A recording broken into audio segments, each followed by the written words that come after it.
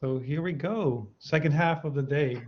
Well, um, let me share the screen. Actually, let me put that link in there again for anyone who wants to follow along this on the slide deck. Here is the link to the slides one more time. Okay, so let's share the screen and we can begin.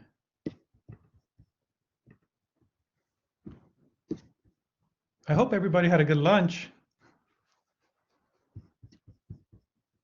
Yes, we did.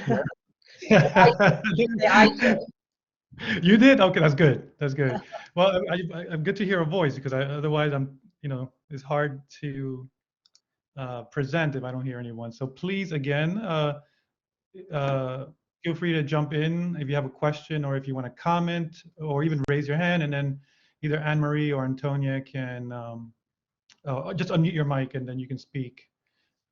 Again, because I don't want to be the only person talking for the day. So this is where we left off real quickly on the outline. And again, this outline is basically aligns with the rubric, the Oscar rubric that we use. So from A to F, and that's what we're going to do today. And let me actually put the link to the certification checklist one more time, just in case anyone missed it. Let me grab it from here. And if you have any trouble making a copy of this, please let me know, Antonia, or one of us will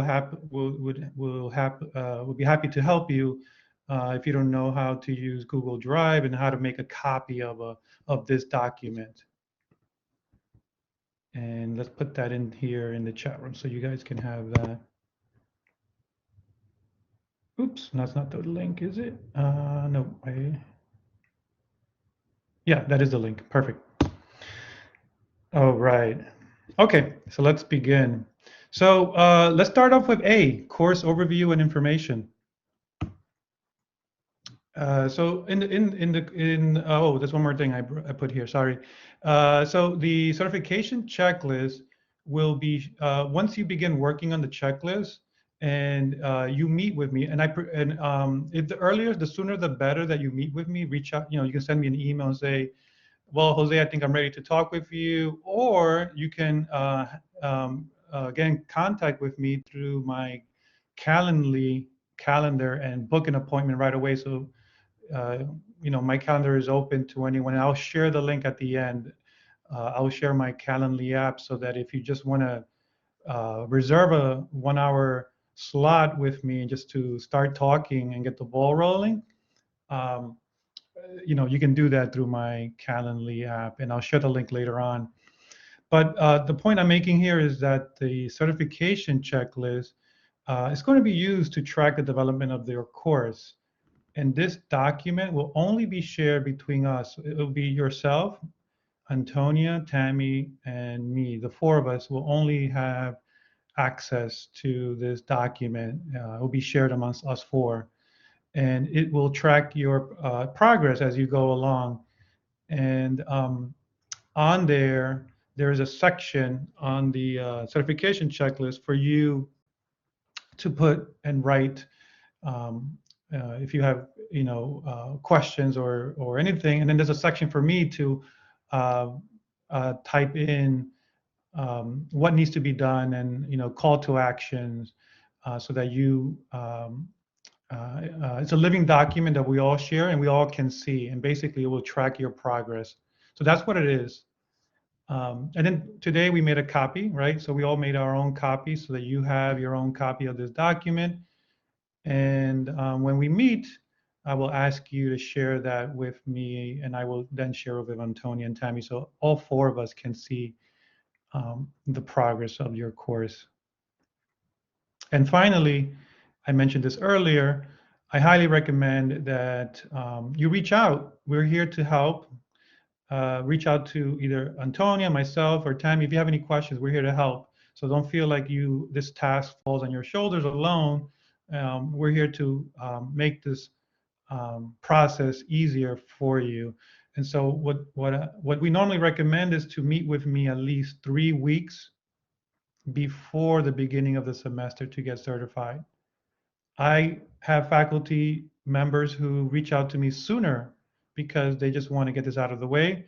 So, whatever works for you. And obviously, sooner the better, because I hate to tell you that if you're you're working on your course and something is not being done correctly, and you do it for all the units, all 17 weeks of the course, and you have to go back and change everything, it's just more work on you, right? So it'll be a good idea just to either reach out to me. I'll be happy to answer any questions or to meet with you virtually or in person.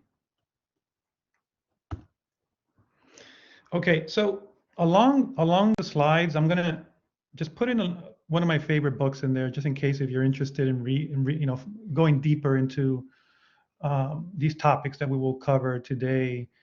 So you'll see a little picture of the book, a cover of the book, and that's just for you if you're interested in learning more. We might have it at our library, or you might go and download Libby, the Libby app onto your phone. If you have a library card, you can get Libby, and instead of buying these books, you can just get them through your phone, digital versions or ebooks through a Libby app. But so here, let's start with A, course overview and information. So the course information folder should include the following, and it should be separate from the course content. You should have a welcome information, course description, and an introduction video.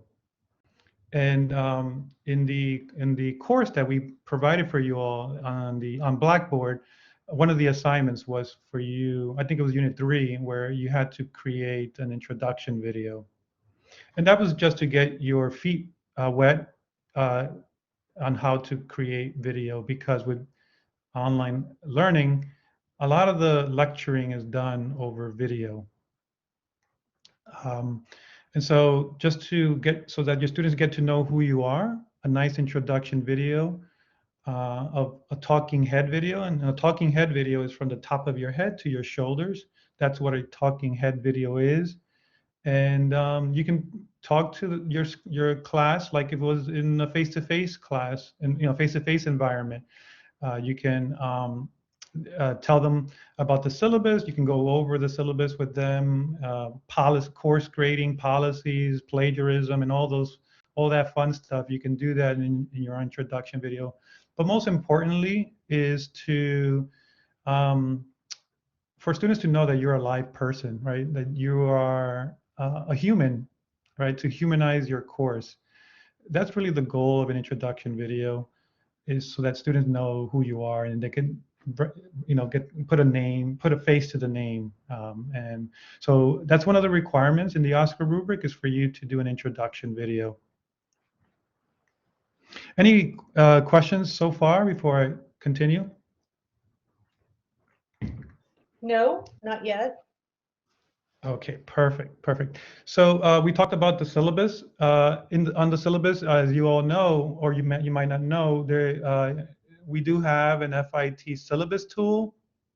It's not required, but you can also do a PDF version of the syllabus if you prefer. So that's something that we don't. It's not a requirement, but you do have to have a syllabus that is printable, so that students can actually print the syllabus and tape it to the wall or somewhere where they can see it and have a tangible copy of that syllabus. So that's really important, to have a printable syllabus. On that syllabus, very important to have the grade breakdown, lateness policies. If you are deducting points or penalizing the students, please make sure that you describe those policies clearly, because again, at the end of the day, this is to cover your, let's say, butt here, because grade challenges do happen, and the syllabus is a contract. And if you don't state those policies on your syllabus, students can always challenge those grades and say, well, the professor never mentioned there was a 5-point deduction if it was one day late. right? And so just to cover yourself from any issues dealing with students contesting the grades, I recommend that your syllabus is has that all the information in there. Plagiarism is a big deal, right? Especially in on the online learning environment. Um, I've seen faculty who treat the syllabus as a contract and have the students sign off and that they agree to the policies on the syllabus. I hear a question. Oh, hi, it's Carrie Harvey. I just have a quick question about the FIT syllabus because I used it and it has a lot of like boilerplate language in it or template. It's templated in.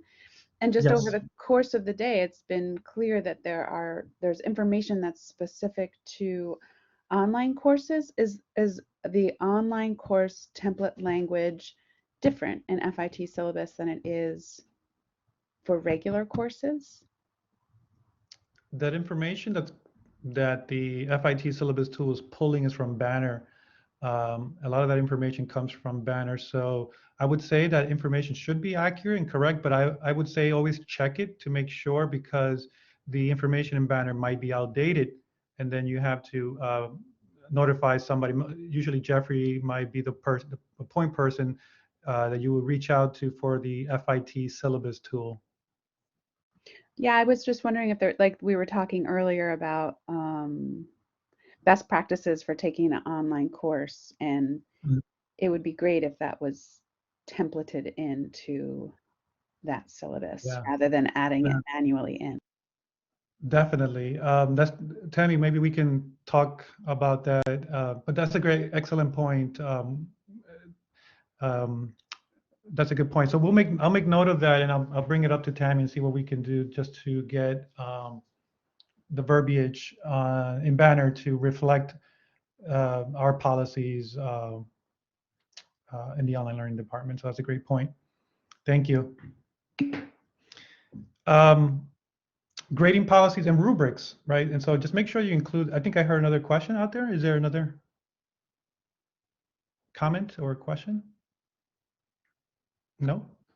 There's a comment actually, Jose, from Pamela. I was having a problem copying over my syllabus from a prior class to my practice course. I just tried to copy it now again and it worked.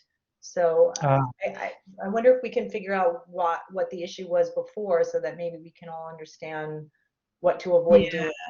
You know what? I just posted that because the prior who asked a question just right now wanted to have sort of like a shortcut, as do I.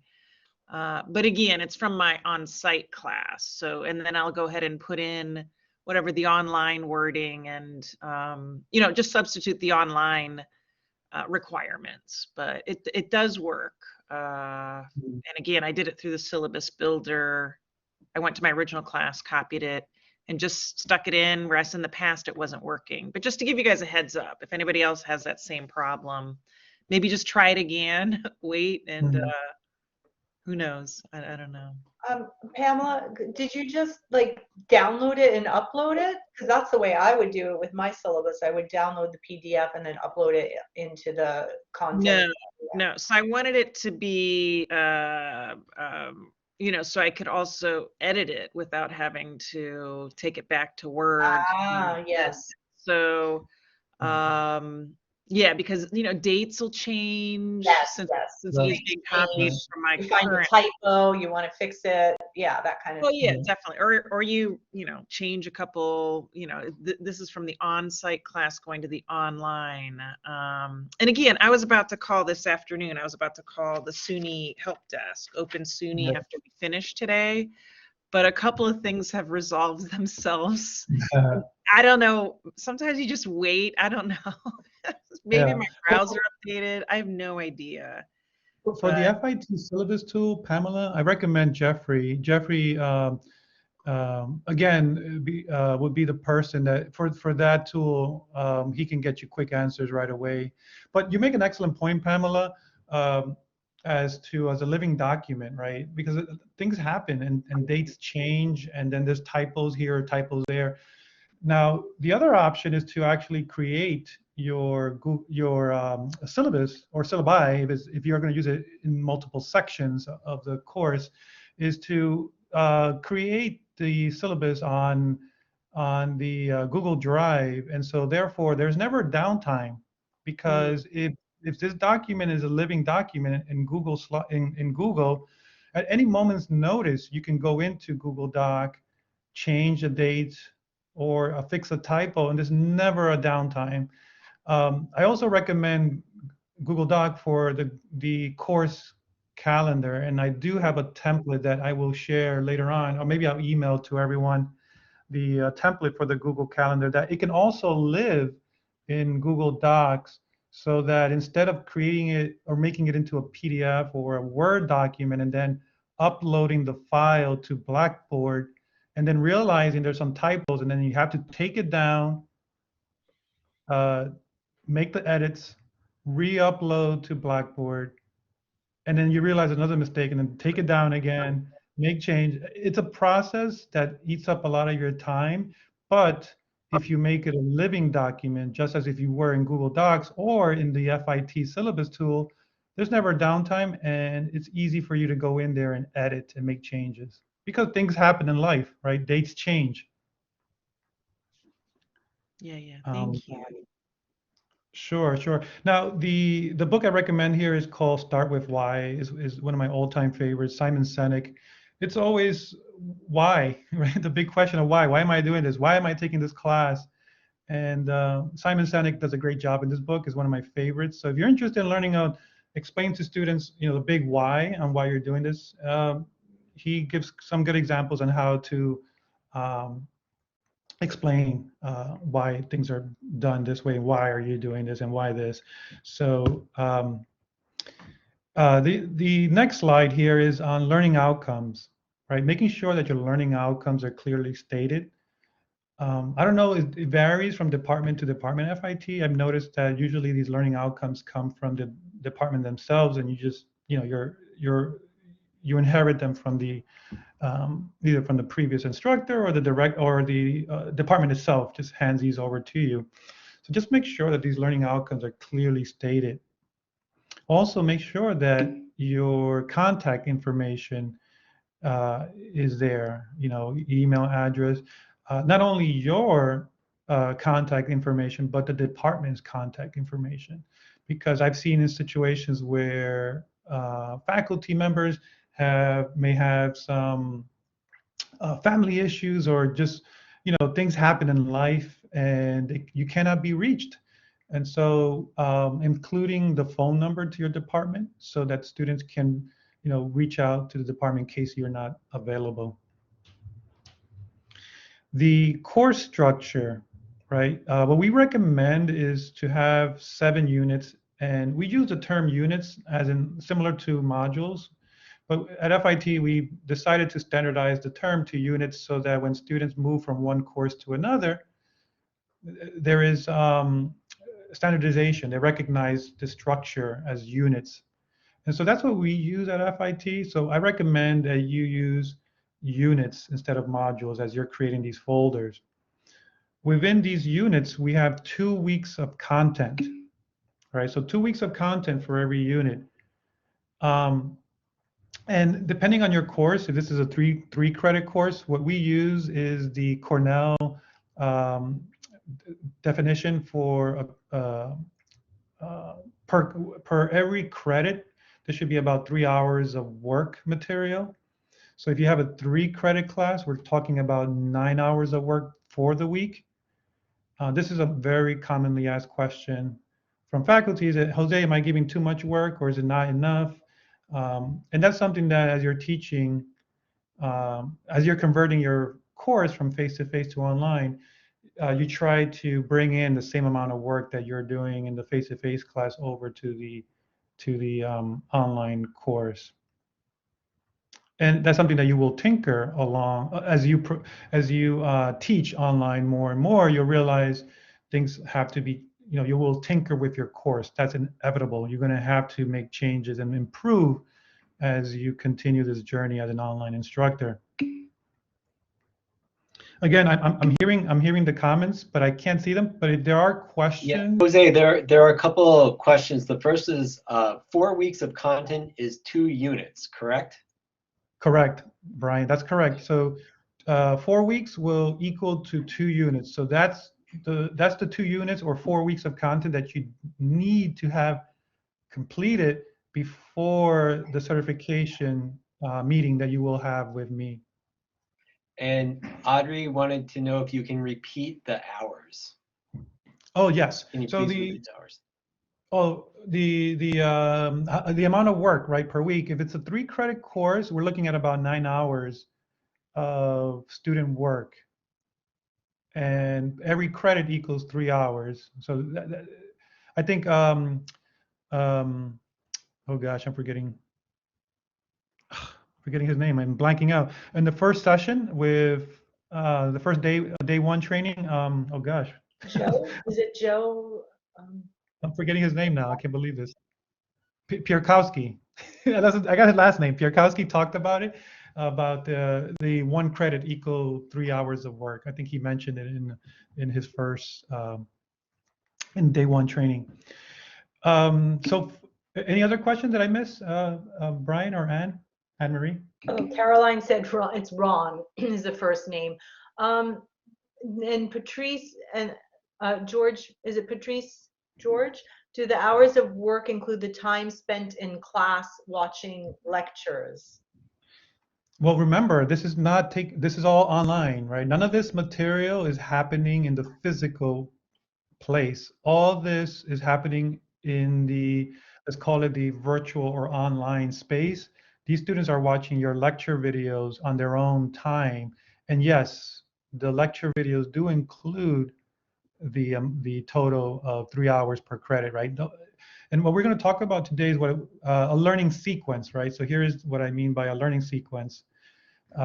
Just like in the face-to-face world, you would develop your own lesson plan, right? You start from A, you go to Z, you build up on foundations, you move from easier topics to then more complex topics. It's a linear path moving forward. The same happens in the learning sequence in an online course. You might open up with an icebreaker, then you might have some reading assignment, then you might have a lecture video, then you might have a quiz, right, to test them on the lecture video that they watch and make sure that they did it.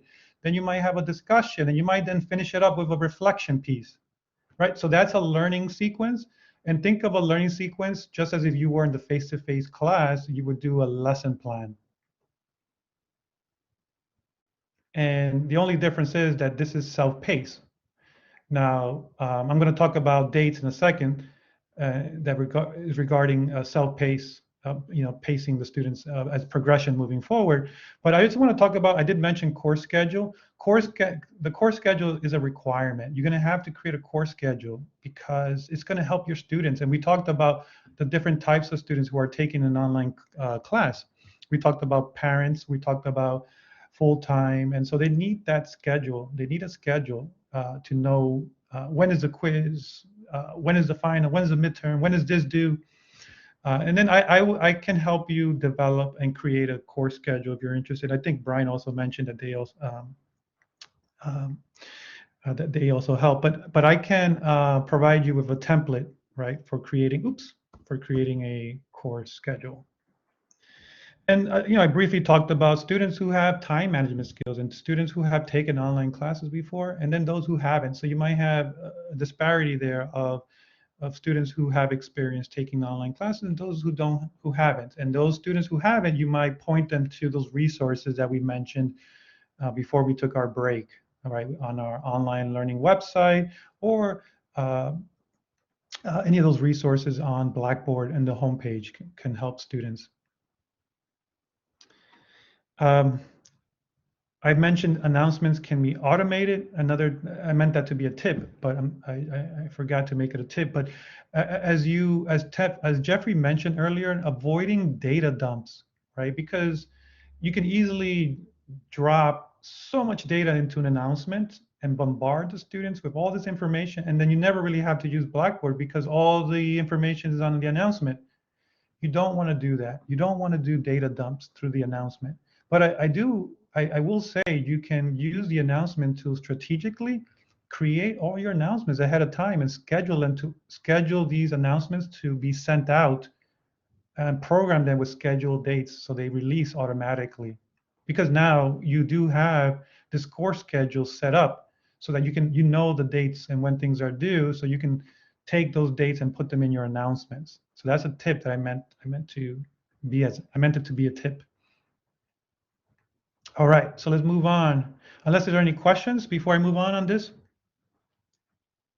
I have a quick question about the units, because there was some conversation on the discussion board about the units, and some instructors were saying that they go by like a weekly rather than, or 1 unit per week. I know that Yes. that's usually how my syllabus is constructed. So are we allowed to adapt, or we have to stick to the 1 unit each for 2 weeks? Yes, that's an excellent point. We recommend a unit structure, but I've seen faculty switch to just weekly folders. I think that's okay, unless Tammy, you let me know if it's not. If it's not, but I've seen that also, which to me I don't think is too much of a problem. But what I do want to talk about is gated and non-gated units.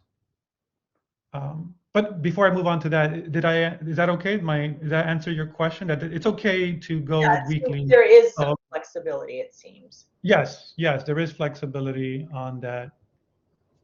Oh, I thought it was the next slide, but I will talk about gated and non-gated unit folders in a second.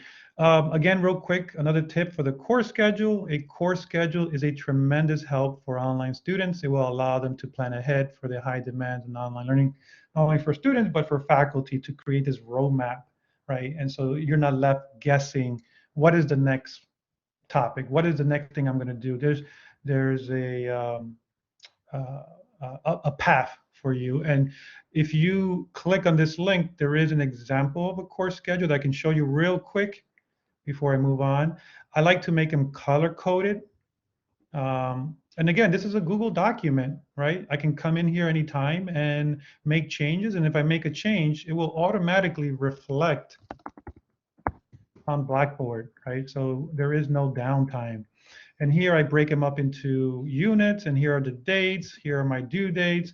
Everything is nice and neat, and this can be printed out for students as the semester goes along. Everything is there for them, right? And for you as a teacher, there's no guessing as to what is next. Okay, so let me jump back into my presentation. So that's what the course schedule is about. Let's quickly talk about design and layout. We talked about what is a learning sequence. It's just in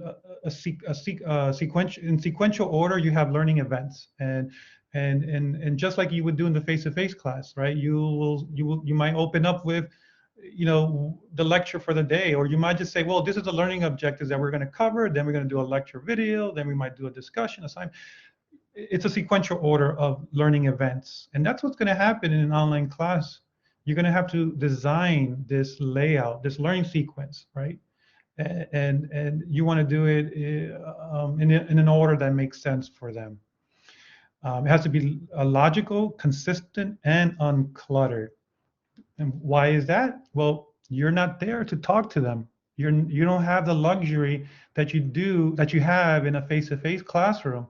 So this is where writing communication is so important because you're going to get tons of emails from your students asking questions. Well, I don't understand the assignment. Oh, did you mean 500 words? Did you mean 300? It's going to be a small snowball going down a hill and becoming bigger and bigger and bigger. And the more emails that you get, you know that something wasn't clear. And so what I recommend is instructions have to be very clear. I like to even list the instructions step by step with numbers. Okay, number one, this is what you got to do for the assignment. Read an article. Number two, state the purpose.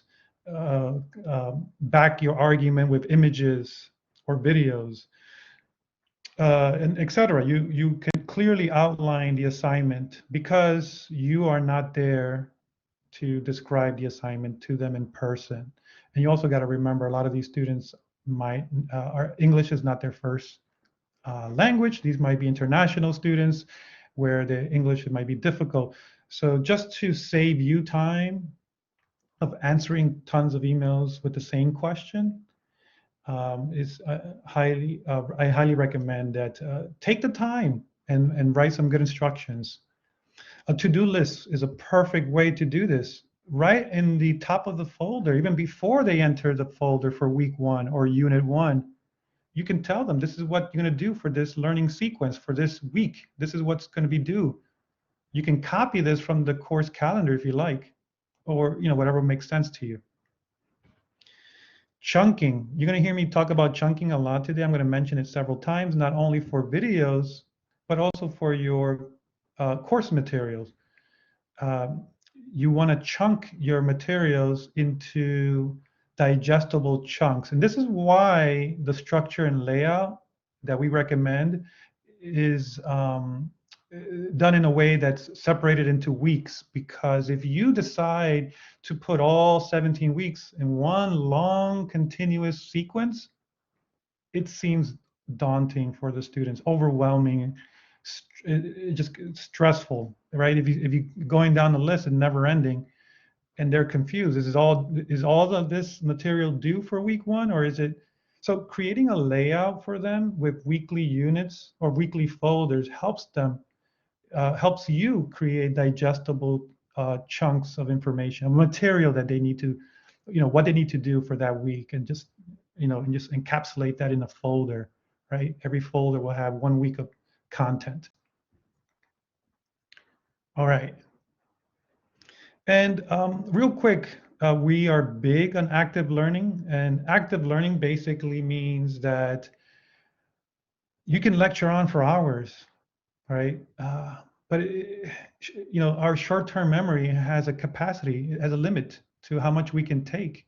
I mean, just today's structure that we have, I mean, it's a lot for you all to take in, and I'm, we're doing this because then instead of meeting 5 times, it's easier for instructors to meet on one day and then take this all in, and hopefully you'll remember some of this with the recording and the resources that we have provided you. But moving from short-term memory to a working memory to long-term memory is not an easy process, and this is why we teach chunking, not only in the learning sequence, but also when you're creating videos. Be mindful that you cannot go on for an hour to 2 hours of video. I'm breaking the rule right now, but again, for the same reasons that we talked about, that we all have to meet one time instead of meeting 5 times. But when you're teaching online, try to keep those lecture videos to a minimum 5 to 15 minutes and break it up into chunks. Okay.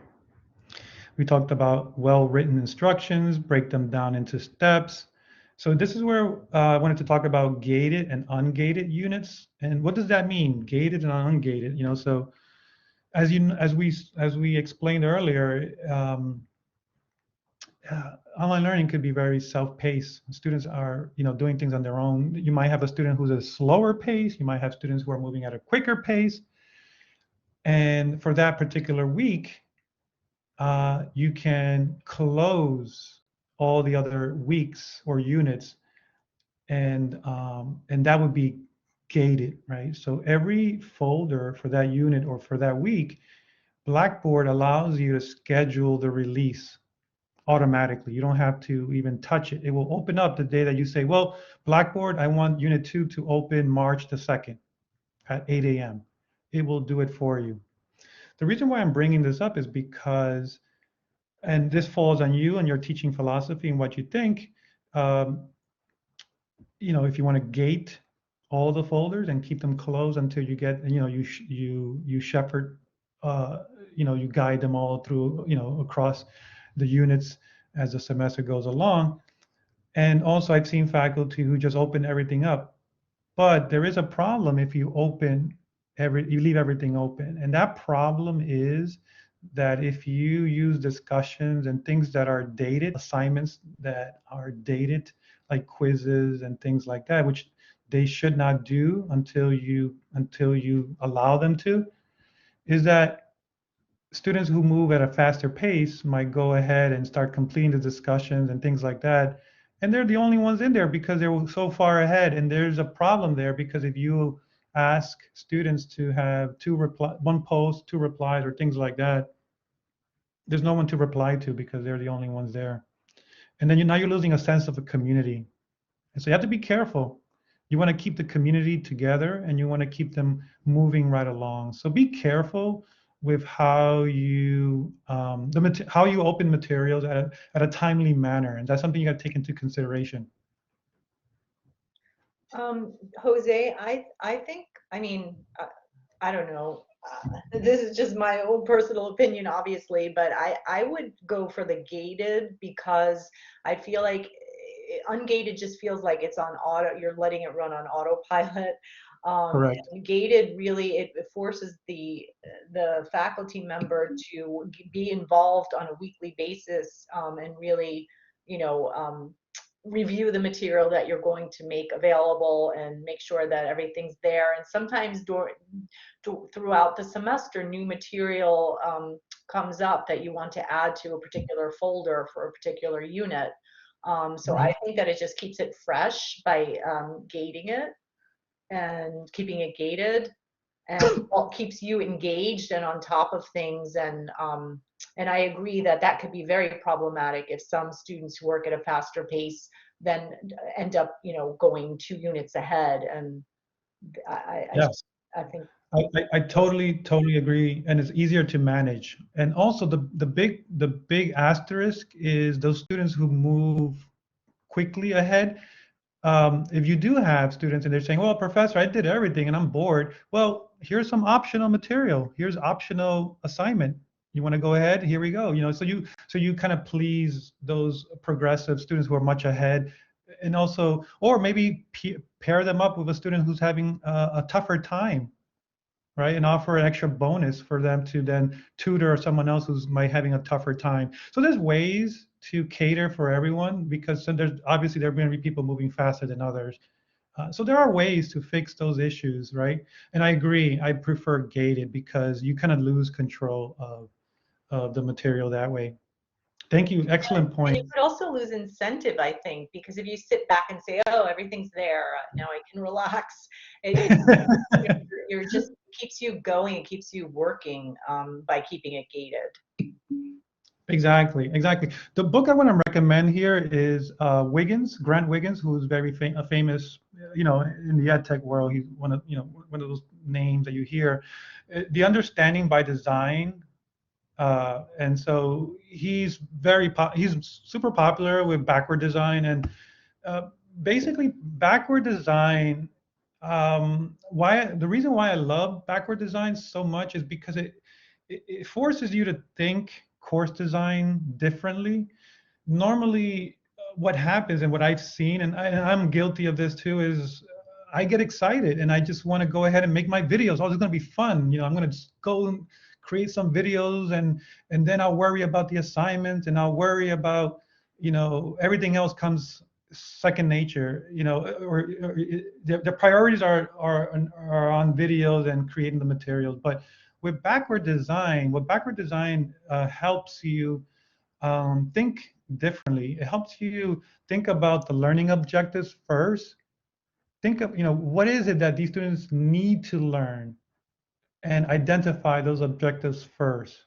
Then, once you have the learning objectives, which are mostly given to you by the department, but you know, at least you get to review and think about the learning objectives and how you're going to then present your material that it closely aligns with your learning objectives. Once you've overcome that step, then you start thinking about culminating assessment tasks. You know, what's the way I'm going to determine acceptable evidence that this student has mastered these learning objectives? Once you figured out what assignments and which assessments you're going to deploy for your course, Then you worry about those learning events that will fill in the learning sequence, right?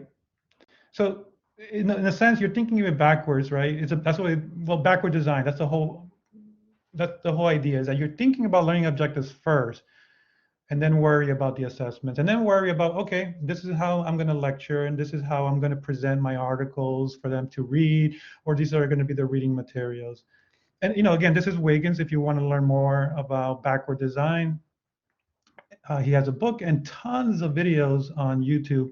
And again, it's just a suggestion, but again, at the end of the day, what we're measuring is we're assessing the students, and we're just checking to see that they have a grasp, understanding, mastery of these learning objectives. At the end of the day, that's all what we're really doing, right? We're teaching, but then again, we have to assess the students and make sure that they have it's competency-based learning. This is another graph. I thought this might be a cuter way to present backward design, because later on we're going to be talking about cooking and being a chef, and a master chef with an apprentice chef, right? And these are the assessments, and these are, this is the cupcake, and but anyway, this is the same design, the same graph on backward design. If you want to learn more about backward design, either reach out to me or check out YouTube, and check out one of Wiggins' videos on YouTube. Here's one of his videos. He looks very scary, like a stern face, but he's really good. Start with learning objectives first, and then move to assessments, and then lectures. It is a more intentional approach than traditional methods of course design. There's an intention, right? This is what you need to learn in that learning sequence. A, then B, then C, then D. Everything has a purpose. There's a reason why you're going in this sequential order. Any questions on Any questions on backward design? Can you go back to the slide before that with the chefs? I just wanted to see what I didn't get to the third. Oh, the recipe. Okay, that's what I missed. Thank you. Right. So, the same idea as before. Realize or understand these learning objectives, the big ideas and the skills that you need to learn. Then the assessment part. Think about how are you going to how are you going to know if your students master these concepts, these learning objectives, and then worry about the video, the lecture, and your slides, your PowerPoint slides. So it's a reverse order.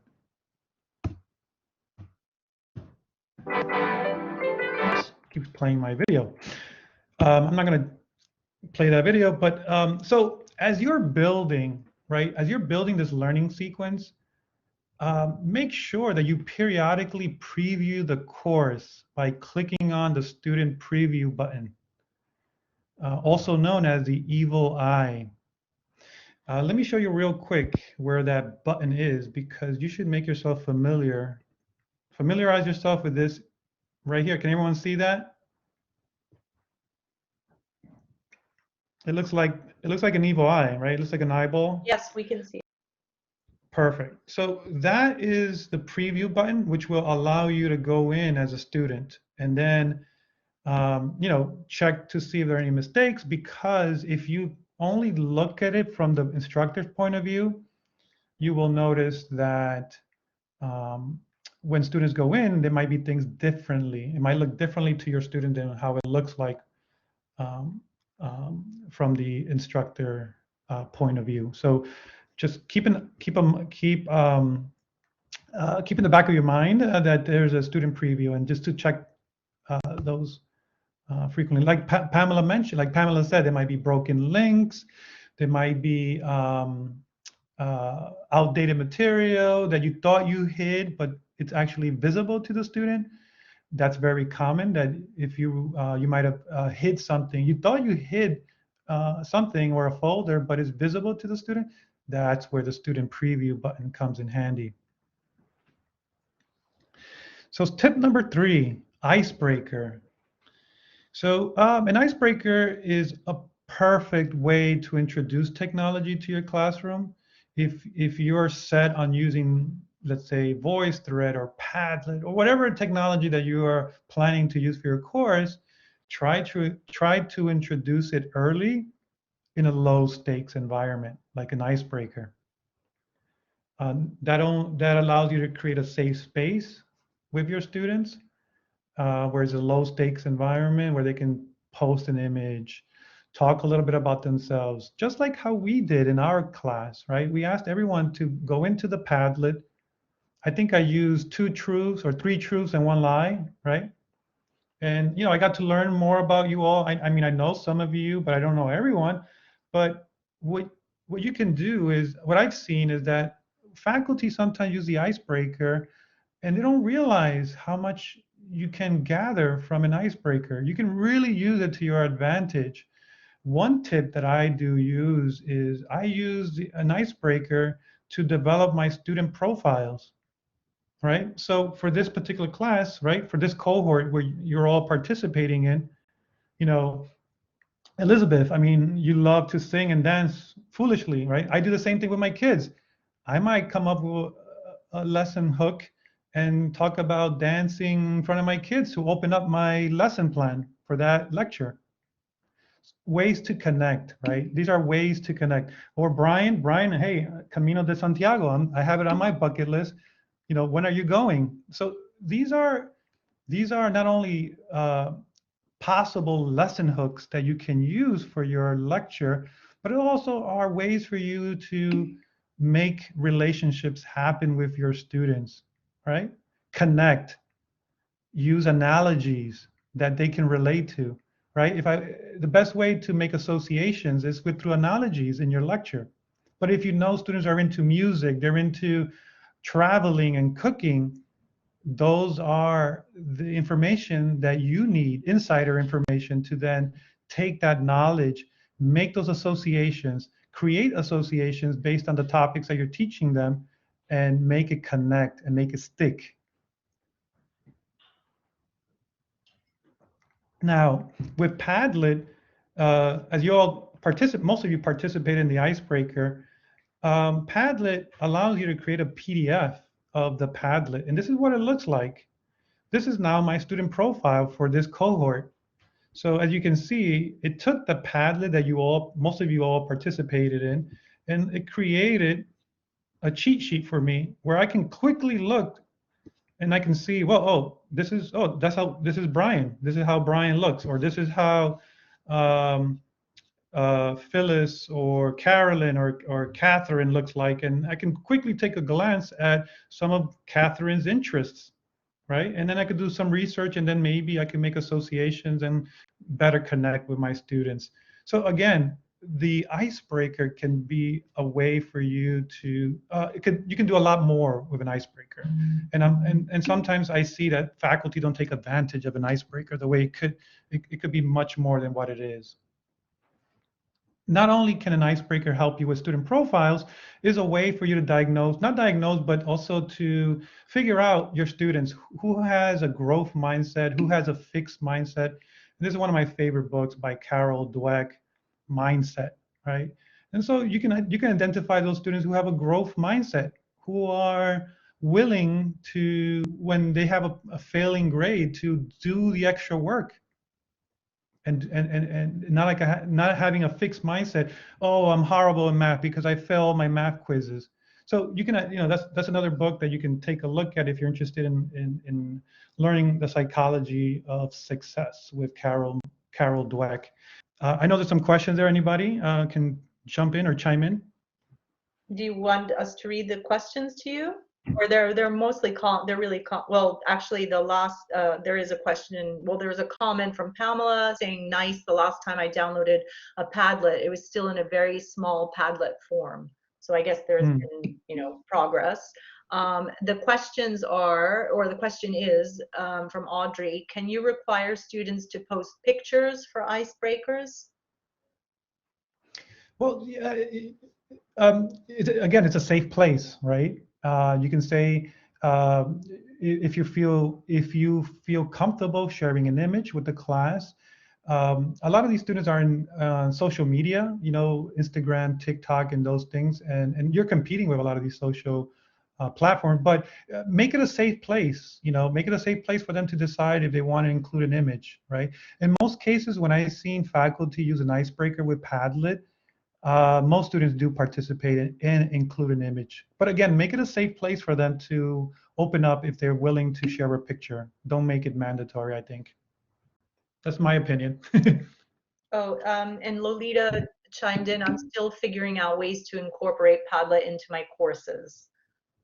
Oh, Lolita, yes. So when you get a chance, I'll be happy to either meet with you one-on-one or you know, check out one of the our on our YouTube channel where we have all these recorded videos from past workshops. Okay, Anne-Marie, thank you so much. But Sure. let's move ahead because we have about an hour. So let me move a little bit quicker. There's one Oh, question. go ahead. Sorry, one more question just came in from Sharon. Can you show us where the create a video tab is in Padlet? Oh, okay, okay. We'll get to there. It's a lot to cover, but I can show you that maybe after the presentation, and I can show you how to. Maybe I'll stay after, and then I'll take in any questions regarding Padlet or any other, you know, any type of tools. But thank you for the question. That's an excellent question. I will cover a lot of these tools, and I will cover also the decision that you have to make as to which tool is the right tool for you. And that's really the bigger question: is what is the right tool for what you're trying to do? What is a purposeful use of technology? All right, let's move along because I know I have about an hour and we still have quite a bit to cover. But again, I'll answer at the end. Content and activities, and we talked about active learning, and you know, and I did talk about a little bit about how information goes from short-term to working memory. But if you're just spewing or just, you know, shooting out information and you're expecting students to then apply, you know, without giving activities on how to do or how to work on those theories or ideas without practicing it, most likely it will not hold and move over to long-term memory. And this is where active learning comes into place, where you can figure out ways to get your students off the computer. Let's say, let's say I'm teaching a fashion class and I want them to take pictures of their wardrobe and take pictures of items or garments that are made with cotton or wool. Take pictures of that, put them into a Padlet, and let's discuss, right? Is this garment sustainable? Let's start from there. So you're getting them to maybe go visit the Gap or go visit a store to see where items are placed in the store, in the front, in the back. Why does it matter, right? So these are activities that you can get students to do that are actively forcing them to then move and do things, and not only that, but also question and think about what you just taught them, right? Because in the brain, if you don't practice it and you don't use it, it won't move over to the long-term memory. So this is what I'm talking about, not just lecturing and then leaving it up to them to then take it all in and just figuring it out on their own, but they also have to have activities that will help them practice and it's like it's like doing the dough for the pizza and not massaging the dough and flattening the dough. You're not going to get a pizza if you don't actually massage the dough, right? And so you have to really get your hands dirty and get them to do those things that you want to come up with. And sometimes it's difficult to come up with ideas. And that's why, you know, Jeffrey, I'm here also to help you along the way if you're struggling with how can I make this much more active, right? With the active learning approach, instead of just passively listening to all my videos.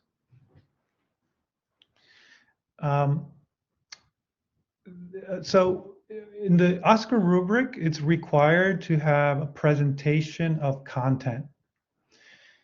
You cannot just drop PowerPoint slides with talking points. so the requirement under the SUNY Oscar rubric is that talking points are for people who are presenting, right? It shouldn't be, this is not what we should hand over to students and expect them to figure out the in between, because that's what talking points are, right? It's just the main points, and then you pick up and you talk about them on your own, right? They're just there for you to remember what to say, what to cover, and then you riff off of your talking points. So for slides, we require that you either have voiceover. If you are going to use PowerPoint slides, you have to include voiceover over your slides, or if you prefer using videos and creating your own videos, you can do it that way, where you can do screen capture. Let's say I'm teaching Photoshop, I might do a screen capture video of how to do layering in Photoshop, and then it's your voice and they're seeing what you're doing on the screen. You can also bring in videos from LinkedIn Learning, YouTube. There's many resources out there that you can bring in these videos if you feel that you don't feel like recording your own voice, or you don't feel right about recording your own lectures. You can bring in those videos from an outside source. My book for this slide is Teach Like a Pirate, Dave Burgess. He's an K to 12, I think elementary teacher. And if you're interested in learning fun ways to introduce material into your class, take a good look at Teach Like a Pirate. It's a fun book to read. Any questions about this slide on active learning? Okay, please go ahead. It's Carrie Harvey. I just was wondering, the assessment, formative or summative, can you clarify Yes. for me? Yes, we're going to go there in a second. Is that my next slide? Not yet, but that formative and summative assessment is coming right up. It's on the bottom of the slide before. Yes, I should have removed it because I have a whole slide just on assessments. But I will cover assessments in a second. So thank you for pointing that out. I did. Again, like Jeffrey mentioned, presentation of content. Make sure you interact, engagement, create opportunities for students to engage. That could be through discussion boards. That can be through a voice thread. There's many different ways to create those opportunities of engagement with your students. And I will cover the assessment in a second. Presentation of content should include audio and video. And don't forget, we're going to talk about this in a second, is also accessibility. They have to be captioned. If you have, and I'll cover that in a second too. Is there a question before I move on? Yeah, I had a question. In terms of, I've done some VoiceThread presentations. When we do, in fact, go over to Brightspace, we're still, I mean, how much of a guarantee is it that we're always going to be having VoiceThread at our disposal? Because in order for it to remain interactive, right, we have to have an account with them. Like Right. Download it into video and post it on YouTube, but then they can't interact with that, the students. Right. So far, I feel very positive, and I know Tammy's not in here, but yeah, I can speak to that, Jose. Sorry, sorry. I popped back, but we do have the platinum license for VoiceThread, and I manage that every year. We have to renew every year, and I would say VoiceThread, besides the LMS, is our most important, most valuable tool. So I don't think it's going anywhere unless suddenly Brightspace has such improved performance and features that we think we don't need VoiceThread anymore. But I do think VoiceThread is a very unique educational tool, the way it makes asynchronous communication feel synchronous in so many ways. We also paid for the platinum package, which is huge in terms of accessibility and captioning. It automatically captions. So that's really big for us in terms of compliance. So I hope that answers your question. I don't think it's going anywhere. Okay. Right. All right. Also, with many of the tools that we're going to cover today, most likely like Padlet, VoiceThread, Screencast-O-Matic, most likely, I think, Tammy. Otherwise, I mean, all those tools will carry over. I don't see any of that not carrying over to Brightspace. Okay. Yeah, and in fact, just so you guys know, we did have to submit a spreadsheet to SUNY, all the tools we're taking with us and all the integrations we have, and they were all on that list. So SUNY's aware of them and they will be connected in the new Brightspace. Perfect. This is just a quick slide because I just didn't want to leave you empty-handed with, oh, well, yeah, do some active learning and go figure it out on your own. You know, some examples, right? After, let's say, watching the lecture video or reading the assignment, you know, there's many different ways. You know, low-stake assessments, like a short quiz or maybe a fun game in Kahoot or Blookit or Edpuzzle. You know, some ways that you can actually make it much more interactive. A Padlet with a visual board, you know, have them post images of, you know, walk down the street and you know, see if you find any architecture that resembles medieval architect. You know, there are ways that they can take a picture, drop it into a Padlet, and just, you know, get the ball rolling and get those conversations running, and it just creates opportunities for engagement. Digital storytelling is another way, you know, another project that I've seen grown here at FIT is for students to create their own videos, right? Since the pandemic hit and it was remote teaching and students needed to present, right? There was a way, we needed a way for students to be able to present, create their own videos. So if you're interested in digital storytelling, that's another way that you can get your students to create these videos with their own voiceovers. And I have examples. I'm not going to play, but if you're interested, now that you all own the slide deck, you can simply click on this link. And this is a student who has given us permission to use her presentation. And this was all done in Adobe Spark. You know, very easy to do, and all the instructions were provided. So if you're interested in that, also reach out to me if you have any ideas or questions on how to make your course much more active. Yes, there's a question? Hi, it's Carrie again. Sorry. Adobe Spark, I believe, changed the name to Adobe Creative Express. Is that correct? Correct. It's so I still annoying. have, I know. I'm still stuck with Spark in my head, but you're right. It is now Adobe Express, and I'm having a really hard time adapting to the new Me name. too. I love Spark because it is just the word is perfect for what it does. It sparks ideas, creativity, all of that, all of the above. And Adobe Spark is another great tool. And I will cover it in my toolkit, the Epic toolkit that I will share with you all later. Thank you for the insight. Jose, I just want to add really quick that students can also get support on digital presentations through the Writing and Speaking Studio as well.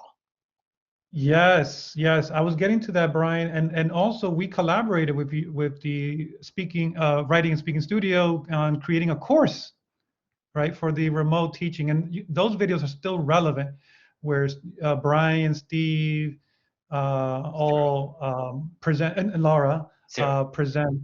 Sarah, I'm sorry, Sarah, all present, giving advice on presentation. Not only for students, and I was saving this for later, Brian, but since you mentioned it, I've been sending more and more faculty your way for, as we're doing videos now, right? As faculty are doing more and more videos, we learned through the pandemic that videos are an explosive force. This is now the new, I guess, way of communicating. Not new, it's been around for a long time, but we really realized the power of video through the pandemic. And those faculty who were ready and had videos already done had it easier because they already had a lot of this work done. And we learned that video is a key component of teaching online. So if you need help getting in front of a camera, feeling comfortable, again, you got Brian's team there to help you. They can go over there. They can even go over your PowerPoint slides with you. That is, I mean, an excellent resource that many faculty do not know we have at FIT. You can go over your PowerPoint slides with Brian's team, and you know, they'll help you Like we talked about chunking, they might even help you chunk your material, reduce the amount of text. Is it text? Are your slides text heavy like mine's? You know, a big no-no. And again, the only reason why I have it this way is because I designed this slide as a resource for all of you to come back and use it as a resource.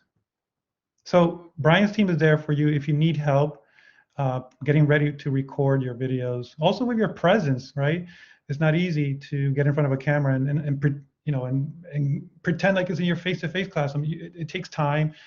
You need to practice in front of a mirror or in front of your friends and things like that until you feel comfortable. And that was the whole idea of the exercise that I have for you all in creating your first introduction video, to try, get you to feel comfortable in front of a camera. Thank you, Brian, for that. Now, the big question, right? Which tool, right? There's so many tools at your disposal here at FIT. We have so many, the perks of working at FIT. Adobe is free, Microsoft is free. You get a bunch of this stuff for free. Adobe Spark comes for free. VoiceThread is already paid for. I mean, so there's a lot of choices for you. If you're confused and you're not sure what is the right tool for you, you can always come by or talk to Jeffrey, myself, Tammy, or Antonia. If you're not sure about what tool is the right tool for you and what is that you're trying to do with your video, Loom is one of the tools that I've added here. It's not covered by FIT, but it's a pretty good tool that I'm starting to see more and more faculty use. Very easy to use, very similar to Screencast-O-Matic. But just remember that with the tools that you're using, keep in mind that is it covered by FIT or is it not covered by FIT? That's one of the first questions you got to ask yourself. So if there's a problem, a technical issue with Loom, they're not going to answer your questions. They're not going to be, there's no support team. Also, where are my videos hosted? That's the second question you have to ask yourself. Are you Google friendly person or not Google happy person? Because I know there's faculty out there that doesn't like Google to host their materials in Google. So these are questions you got to ask yourself. Number one, what is the purpose? How am I using the tool? What do I need it to do for me? Is it covered by FIT? Is it going to still be around? Right? Because if Loom decides to go out of business tomorrow, I can't help you with that because it's not covered by FIT. And where are these videos being hosted? That's the other question you got to ask yourself. For hosting, we either recommend YouTube or Screencast-O-Matic because we do pay for the hosting under Screencast-O-Matic. The benefit of going with Screencast-O-Matic for hosting your videos is that it's under our private hosting. You don't have to abide by YouTube's policies of, any policies that YouTube might have. Oh, they might say, oh, that video you posted is your copyright infringement, and so we have to take it down. I've seen it happen. It has happened where faculty videos have been taken down for whatever reason. So keep that in mind, right? You have to abide by the policies. And sometimes they're taken down for no reason. Then you have to create a ticket with Google and YouTube and try to get your videos back up. So hosting is a question you got to think about. VoiceThread is a paid tool. Tammy mentioned that, and it's covered by FIT, own private hosting. And VoiceThread could be great for discussions, lecture videos, and student presentations. So all these tools are not equal. They all have pros and cons, and they do different things. And so that also has to go into consideration. What is it, again, what is it you're trying to do with your video, and which tool is the right tool for you? Then you also have to consider captioning. So under the SUNY Oscar rubric, ADA compliance is required. All videos have to have captions. YouTube auto-generates captions. They're pretty good at it. It's about 90 to 95% accuracy. Screencast-O-Matic, again, auto-generates captions for you, 90 to 95% accuracy. VoiceThread, the same, about 90 to 95% accuracy, and auto-generates for you too. PowerPoint, you can record with PowerPoint too, but then there are no auto-generated captions. PowerPoint will only If you turn on live captioning on, it will do it that way, but it will burn in those captions onto your video. Burn in meaning that your captions, students will not have control of turning off or turning on the captions. They're automatically burned into the video. So think about that if you're going to go with PowerPoint for lecture recording. Any questions? Oh, real quick, for this, I recommend reading Multimedia Learning, 3rd edition, Richard Mayer. He's the main person. I think there's no one other than Richard Mayer for multimedia learning. Any questions before I move on from video presentation?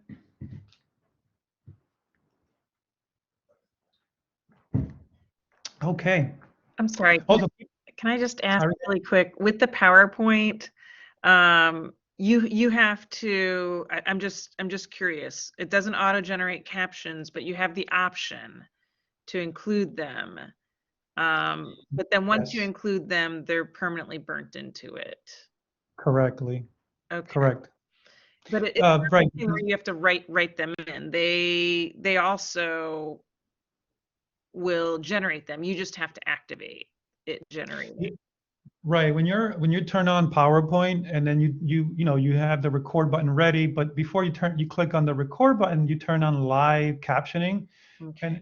and in real time, PowerPoint will caption your voice, your voiceover in real time, and then as you're recording the screen, those captions get burned into the video. Okay. And then students also have to have downloaded PowerPoint, like if they're just Mac users and only have Keynote. And I know we supply that, but I just want to make sure, Right. Like supplementary right? Like supplementary materials. Yes, you can always, right. So you can also include that if you're interested in that. I know there's some faculty who are very particular about sharing slides with students and making them owners of it, but that's your choice. But you can, yes, you can attach the PowerPoint slides to be downloaded as they watch the videos, and they can follow along if that's what you want them to do. Okay. But otherwise, you can always embed the old-fashioned way where they could just view it and that's it.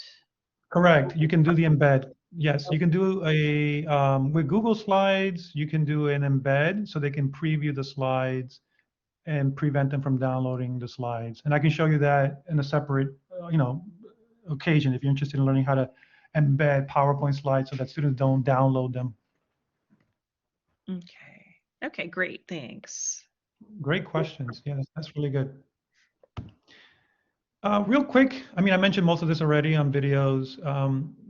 Big problem. Do not upload directly to Blackboard. Do not upload videos directly to Blackboard. And the reason being is that if you upload a MP4 file, which is a video file, or an MOV file, which is also a video file, what happens is Blackboard creates a standalone video, and it will play the video for your students, but the problem is there are no captions. It doesn't provide captions for your students if you just upload an MP4 file to Blackboard, and that's a big no-no. And you shouldn't even, best practice, you shouldn't even upload videos to Blackboard because Blackboard is not a hosting service, right? And it's not a good idea to host big files to Blackboard. I don't recommend it. So that's just something that we don't recommend you do, because again, it won't be, students will not have the captions available to them. The videos will just play without captions. Now, some good things about captions is that students who are English is a second language to them, captions come in very helpful to students, international students. I've seen students where they even turn on the caption and they use the captions actually as a study guide, right? As for them to search the video for the topic that you're talking about, quickly, jump to a specific topic by looking at the captions. So the captions from the student's perspective is very helpful from their end. So those are some of the reasons why. Again, it also is because it's required, right? We have to. It's not now it's it's federal state mandate on the SUNY Oscar rubric to include captions for all videos, including podcasts and things like that. There has to be some form of captions for students with a disability, right? The screen reader has to be able to read to the students who might have a disability. So that's where this all comes into play, right? Students with a disability should be able to have equal access as anybody else in the class to all the materials in the class. And Jeffrey talked a little bit about universal design, and this is part of universal design, just so that everybody has equal access to all the materials in the course. Some quick tips real quick. Some quick tips. And again, Brian's team can help with this. Find your video personality and style, right? Find your pace. Find the way you speak.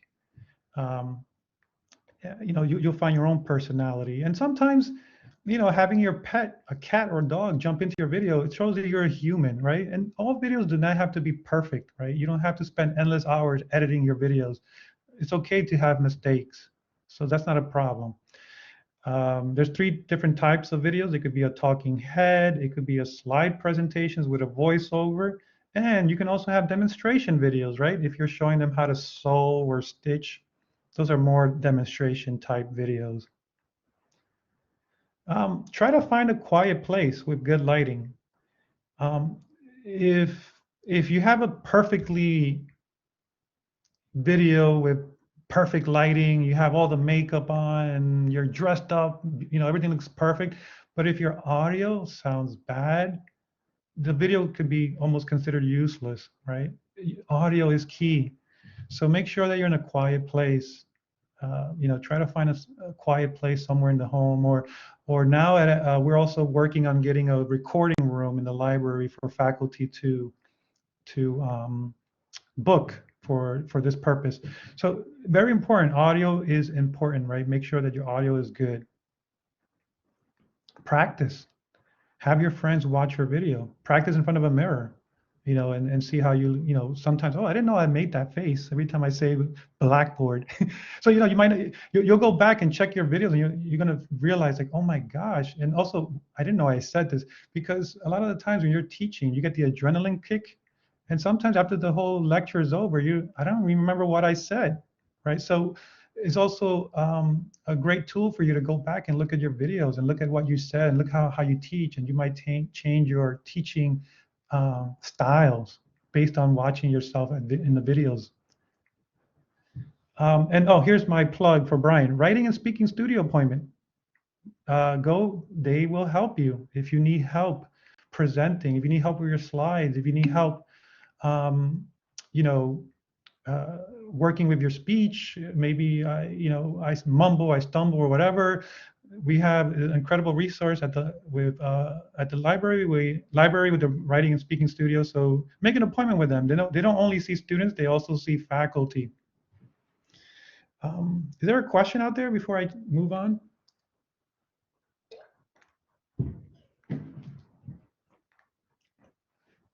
Okay, so let's move on. Just remember, presentation of content should include audio narration along with captions. And I was just curious, just wanted to ask if anybody had any tools in mind that they have planned to use. Maybe, I don't know, any questions before I move on? Anybody has any questions or statements they would like to make before I move out of the topic of videos?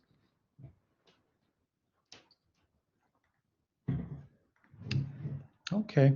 I mean, answer your question, Jose. It's Anne-Marie. I think I need to experiment with the various options and see what, I mean, so far VoiceThread works well for me, but I would have to, I'm interested in using the other ones mentioned, but I haven't yet.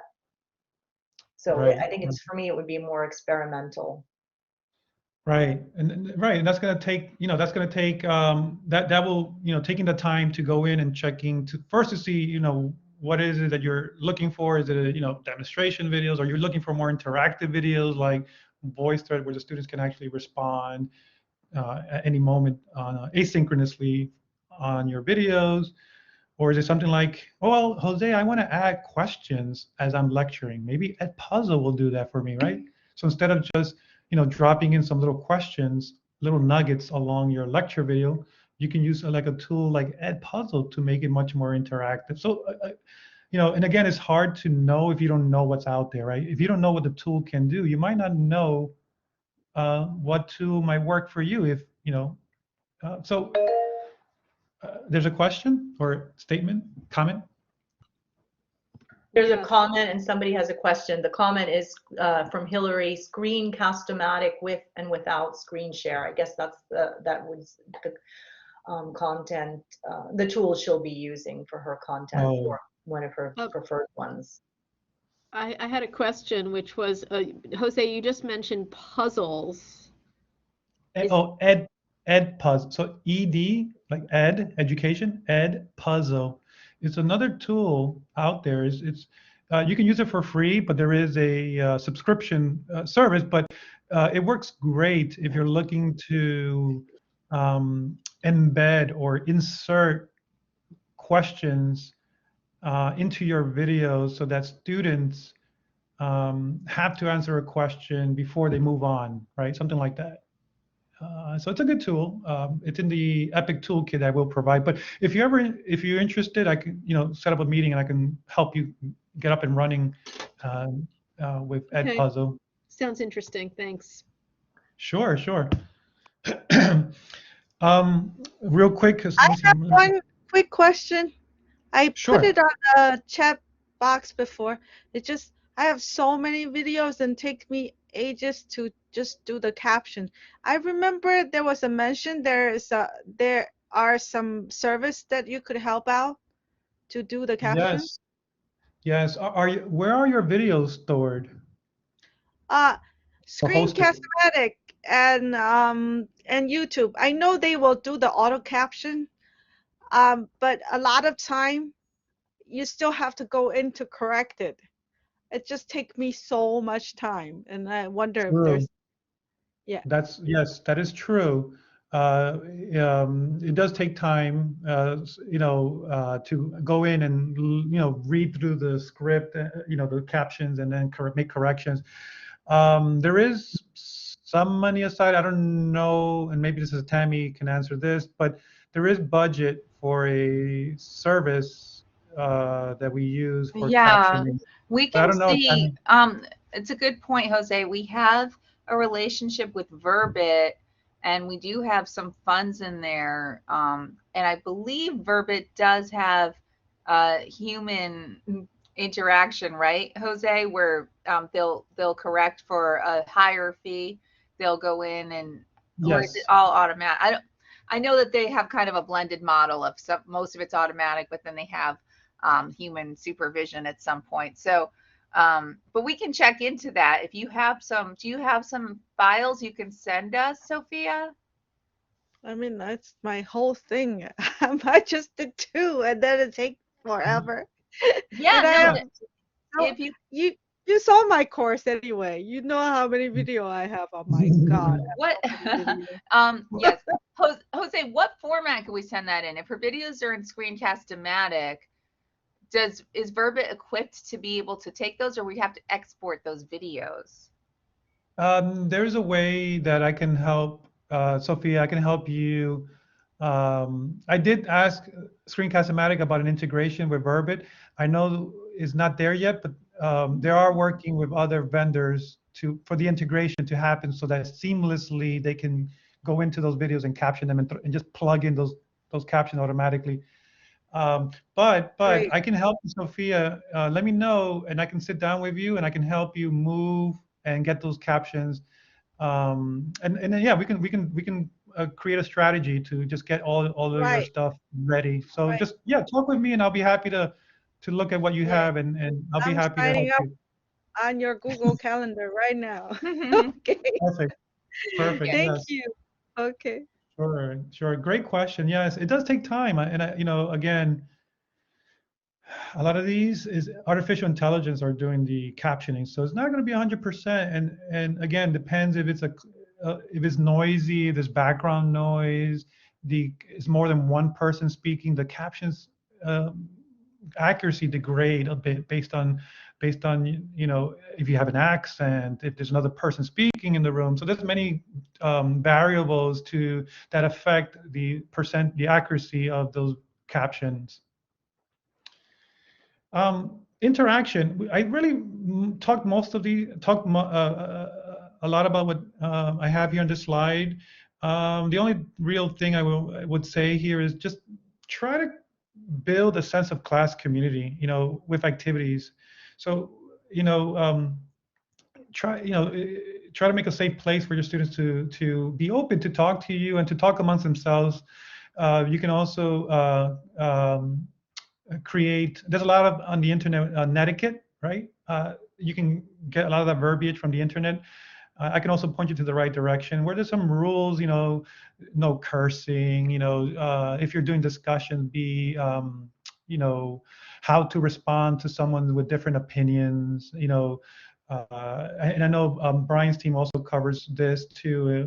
But there's many literature out there, and also verbiage that you can go to and copy for netiquette rules for discussions and things like that. So basically creating a safe place for everyone to be able to communicate and express themselves in a discussion. Real quick, I do want to talk about gamification. You can also gamify your course. I've worked with faculty at FIT. We've done so many different games. There's a game that we made for a Lady Gaga game. We made a Ralph Lauren game where students actually got to go in and escape the room. So if you're interested in that, you can always reach out to me. There's also many free tools like Kahoot, which we might do today. We have time. Blookit, Blooket, is another great tool that you can use for formative assessments. And we're gonna get into assessments in a second, but a way to, with low stakes, see where your students are having trouble. A lot of the times, formative assessments can be auto-graded, right? Just so that you don't have to, it won't eat up too much of your time grading these. It's just, these are the red flags that will go up so that well, this student I'm losing this one, or this one needs some help, or this one didn't understand. So I'm going to go more into formative assessment in a second, but discussions, real quick, I do want to mention anchor dates. We did talk about gated and ungated.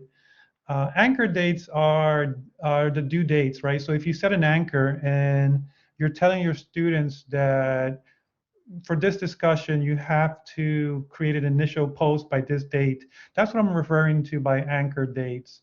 And the reason why I'm bringing this up is because if you're teaching online for the first time, it could be very quiet and it could be scary because you're wondering what is going on, and you might find yourself sending emails or creating announcements just to kind of have a communication with your students, because it could be very quiet.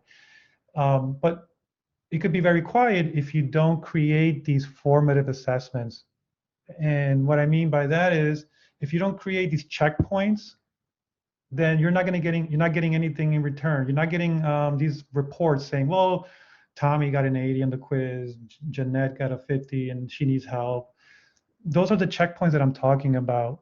If you don't set those I would recommend one every week, just so that it's not too quiet and you have some indication as to what is happening, who's doing the reading, who's watching the lecture videos. These formative assessments are that bell that goes off, ding, this person did this, bing, this person did that. Otherwise, if you don't have these checkpoints, online learning could be so quiet, and it's just scary because you don't know what's going on. And so I from time to time, I'll get faculty, Jose, I didn't realize it was so quiet. I didn't know the online learning, I'm not getting anything from my student. I don't know what's happening. I'm scared. What's going on? And this is why you have to create these formative assessments or these checkpoints, and you spread them out. And I would say one every week or two, depending on how many of these formative assessments you lay out there in the course. Real quick, the book for this on gamification is one of my favorite books, Jane McGonigal, Reality is Broken. She talks about why games make us better and how they can change the world. So if you're interested in gamification and creating badges, maybe you want to have a badge for, students who participated on a discussion, or these are motivations, ways to motivate your students, and gamification is a great way to do that in an online environment. If you're interested in more on gamification, reach out to me and I can show you some examples of games that I have created with FIT faculty right here, at FIT. We've done so many games so far. And so let me know if you're interested in that. Now, real quick on discussions, because if you plan on having discussions, and this could be one of the checkpoints, right? This could be one of the formative assessments that you lay out in your learning sequence. You have to now think about what kind of discussions you're going to go with. You can always go with Blackboard discussions. Blackboard discussions is the tool that comes with Blackboard, right? That's the discussion tool. Discussion tools are very limited to text and images. You can add rubrics to them. They're very straightforward. But then you have what's called voicethread. If you want to humanize the experience much more, then you level up and you use voicethread. With voicethread, you can create discussions and set your discussion prompts, and students can then record their voice. This could be required or not required. It's up to you. It could be audio requirement, or you want them to be on the camera too, then you can set it to be a requirement, audio and video. That's your decision to make. But with VoiceThread, now you have a voice to the face, a voice to the name. It could be a discussion with you, one-to-one, one-to-many, instructor to all students, student to student. And VoiceThread will give you that level up, right? It humanizes that experience, as opposed to then going into the discussion thread and writing, and Padlet can do it too. Padlet is very similar to VoiceThread. You can do voice, you can do text, video, and images. Padlet could be like a Pinterest on steroids for education. And so, again, consider what is your objectives with discussions. What are you looking to do with your discussions? What is it that you want your students to do, right? If you're looking for more an active learning approach, you want them to go run around, take pictures, do this, take pictures of the garments at their, the closet, and Padlet might be, VoiceThread could do that, and Blackboard discussion can do it too. So, and again, think about what Jeffrey mentioned. If the technology, if it takes you time to learn it, don't do everything at one shot. If you're gonna use Screencast-O-Matic and Padlet, think about how much time is going to take you to learn it, and maybe you might want to consider doing one tool at a time, as opposed to then, jumping on 3 different tools all at the same time. You can remember there's another semester, and then you can then introduce a new tool into your toolkit as you get better and better, as you gain more experience as you're teaching online. So you don't have to bring in all these tools at one time. So don't pressure yourself, don't corner yourself into having to use all these tools. One thing I do want to say real quickly on discussions is that I had I sat down with students at FIT. I was curious to hear what they thought about discussions. And if you go with discussions, 1 post and 2 replies, if you make all your discussions the same, it gets old real quick. Some of the things that students told me, they were telling me that, I got tired of other students just responding to my posts. I really wanted to hear what the teacher had to say, right? So there is a careful balance on the teacher's side. You don't want to you don't want to take over the whole discussion, but you also want to keep an eye on keep an eye on what's going on, because sometimes students will give wrong information, and it's like a while, it could become like the snowball that we talked about earlier. It could get bigger and bigger, and students are spreading false information in the discussions. So you got to keep an eye on it. But also you want to jump in and also give students feedback. So it's a careful balance that you have to walk. Students were telling me, yeah, I kept getting students. Every professor was giving me the same thing: one post, two replies.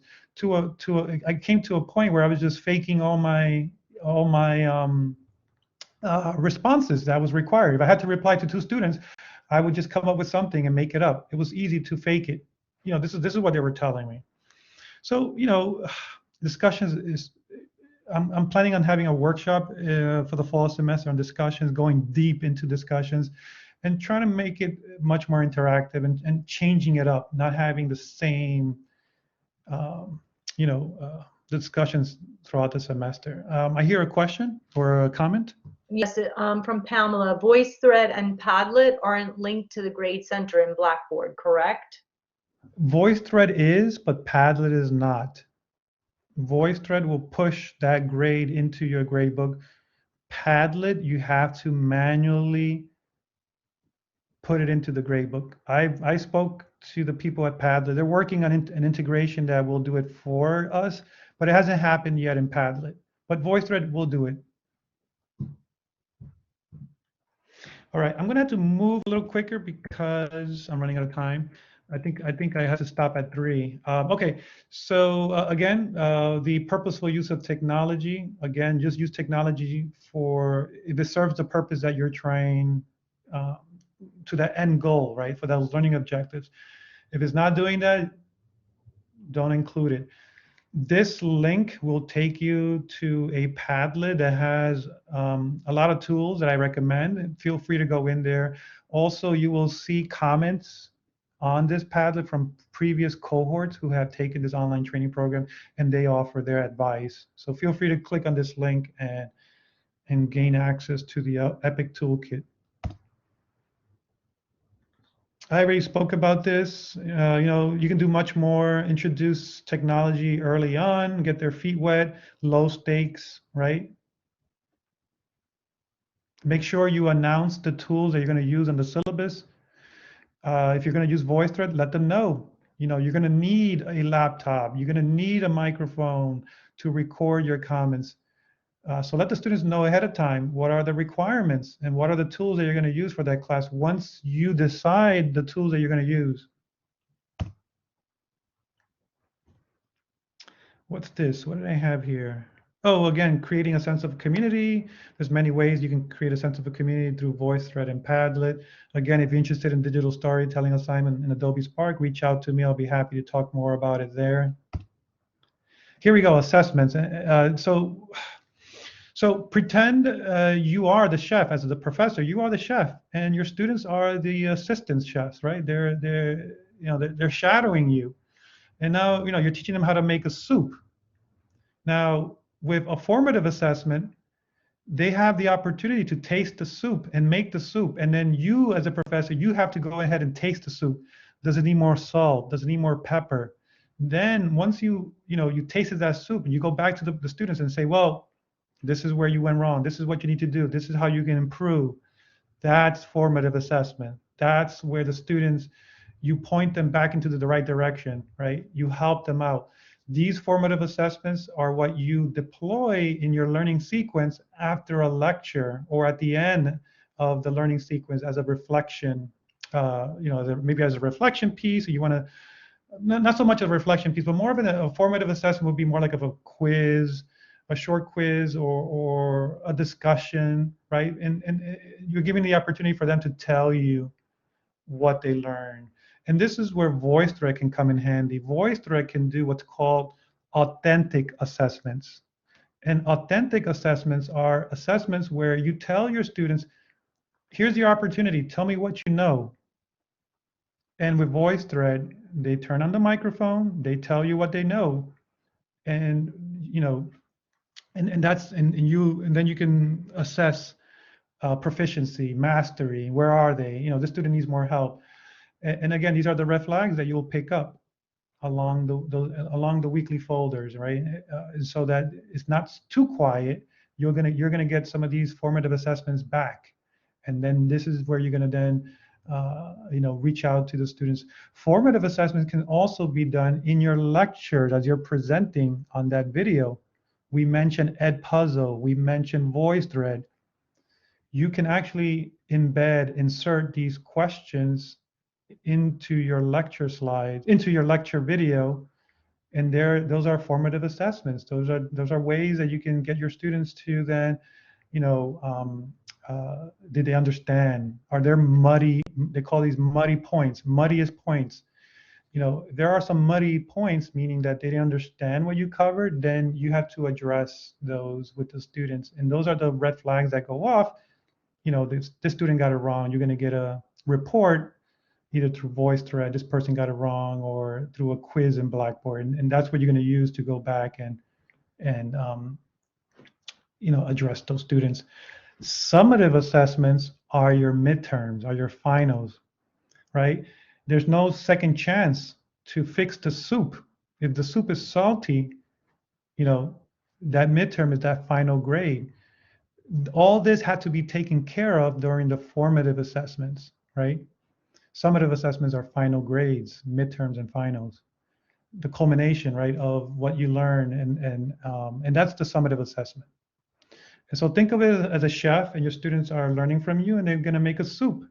And you get to, with formative assessments, depending on your teaching philosophy, you can ask them to revise the paper, and this is a formative assessment. They get to go back and redo the paper. You're giving them a second chance to get a better grade. That's a formative assessment. If they are late or they missed the deadline, you might say, well, here's a second chance. And this is based on your teaching philosophy, right? If that's okay with your style of teaching, then that's a formative assessment. You give them another opportunity, low stakes, and that's the difference between the formative and the summative. Some frequent low stakes assessments could be quizzing, polling, 1 minute paper, homework, classwork, talking, discussions, self-assessments, peer-to-peer, peer feedback, review. All of those are ways that you can use to provide opportunities for you as a professor to then identify which students are falling behind, and allowing them multiple attempts to get better, to add value to a conversation and discussion. You're allowing them opportunities to get better. The book I recommend for this is Make It Stick, The Science of Successful Learning. That's a great book. I have it. Check it out if you want to learn more formative, summative assessments and things like that. Let me move quicker. These are some examples of a summative assessment, midterms, finals, presentations, things like that. Assignments, create anchor dates, due dates, make sure that those are indicated in the course calendar. Try to create graded weekly assessments. Unfortunately, I have to say this, but if you don't attach a grade to most assignments, don't expect everyone to do it. And that's just the truth. Students, when you hand them the syllabus, they go straight to the grade breakdown, and they already have calculated what is a passing grade for them and the amount of work that they have to do to get a passing grade. That's just the way it is. So attaching a grade, if you don't attach a grade to an assignment, don't expect everyone to do it. It's, and then wonder why didn't everyone do it?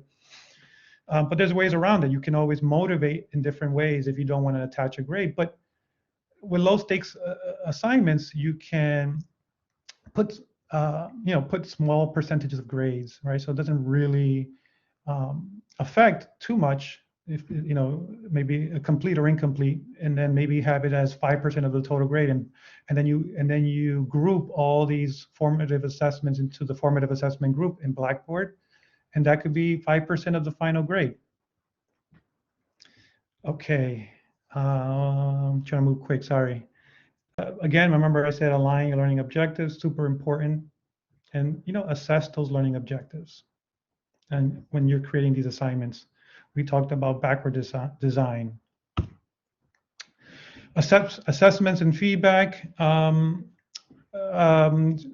There's many ways to get feedback for your students. Very important. A lot of students, you'll be surprised, they don't even know how to check their My Grades in Blackboard. Here are some instructions. Copy the link to the video, put it on your course. Especially if you're providing all this feedback to them and they don't know how to check the feedback, here is a link. This link will take you to a video that shows your students how to check feedback in My Grades. So this is the way you have to think now in online learning. You have to provide, these resources. Either, we have them for you. All you have to do is link them into your course so that students know how to, how to do some of these things. Especially students, freshman level, sophomore level, who probably haven't taken a course in Blackboard yet.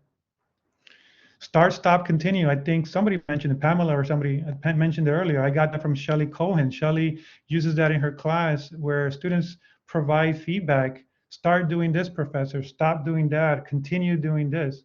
It's another opportunity for students to then tell you what they think about your course. I also like Google Forms. Create a Google form, maybe in the middle of the semester and somewhere, maybe in the beginning, middle, and somewhere near the end. Again, getting feedback from your students. What's working, what's not working as you tinker with your course. A mini survey. You can also create office hours. If you're interested in creating your own office hours using a Calendly tool so that you avoid the back and forth of emailing with your students, I can help you do that. Let me know. Writing instructions, super important, right? Because if you don't write clear instructions for your students, they're not going to understand the assignment. And so this is really important, making sure that you are clear with what you want them to do. If writing is not your, you don't feel as, you're a good writer in describing the steps, create a little video or your voice recording and let them know, okay, I want you to do this, then that, then. So there's nothing lost in translation through text. It will save you a lot of time answering the same email questions from students. Again, remember, you don't have the luxury of a face-to-face class where then you can explain to students everything. So try to do it in one shot. Make sure you do it right in one shot and you don't have to then do it multiple times. I'm just trying to save time. Here's an example of instructions that you can write. Complete the following assignment. Well, this is more of a to-do list, but you can see how I clearly write and tell them what they need to do. And as the semester goes along, you don't have to be so, sometimes when you're doing something over and over, they already get the hang of it. So, you might not have to be so descriptive. Go to, click on this button, then go here, click on the create button, then do, that kind of steps. But here's an example of instructions on a list, numbered list. Feedback is so important for students, right? Getting back to them, encouraging words go a long way for students. So try to, have positive language in your feedback. They can help motivate. I mean, this comes with the job, and I know most of you have been teaching for quite a bit, so nothing new here. And audio feedback will humanize the student-teacher experience. So think about, maybe just instead of writing, you can even on the VoiceThread or even on the gradebook, you can write, you can leave your audio feedback. So there's nothing lost in translation. And provide opportunities throughout the semester for course feedback. We talked about that already. A Google form might be provide you valuable information. This is my last slide. This is the link to future workshops. This is the link to book a session with me one-on-one. This is a link to our YouTube channel. Please subscribe to our YouTube channel. We have a lot of videos there that can help you. This is the link to the EPIC Toolkit. This is the link to the certification checklist. This is the link to the course calendar template. And I think that's it.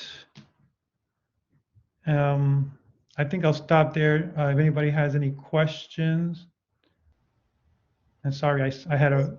Jose, I do have a question. Can I, just a quick question? Sure, go ahead. Okay, it's Anne-Marie. Is Calendly available to faculty members? I understood that we had to pay for it. So I use the free version. The free version covers all my needs. It has saved me tons of emails going back and forth. Google Calendar just added the feature that allows you to create a bookable calendar. So that's also available now with Google Calendar. I still love Calendly better. I'm still going to stick to Calendly because I like it and it's been working for me. If you need help on setting up Calendly, email me or set up a one-on-one with me. I'll be happy to show you how to set up Calendly for your office hours. Great, thank you. Tammy, I don't know if we have enough time for a quick game, but I know I have like 9 minutes, but I don't know, I might go over, but Whatever you think, be... yeah, whatever you think with the time, I don't know. Feel free to, if you just want to show it or. Sure, it's only 11 questions. So I have a quick game that I put together.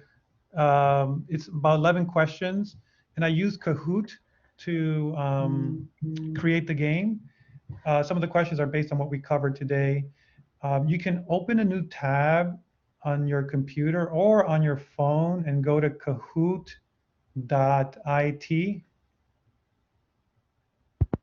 And once you get there,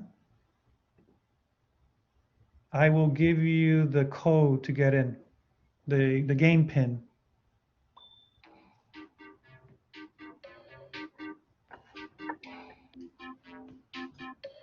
And that number is 9425754.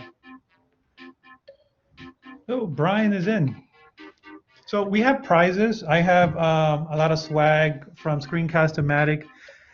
So, we'll give some prizes out. Just make sure you come by my office to pick up your prize. We have T-shirts, we have cups, and I forget what else we have, but I'll give it one more minute until everybody gets in the room.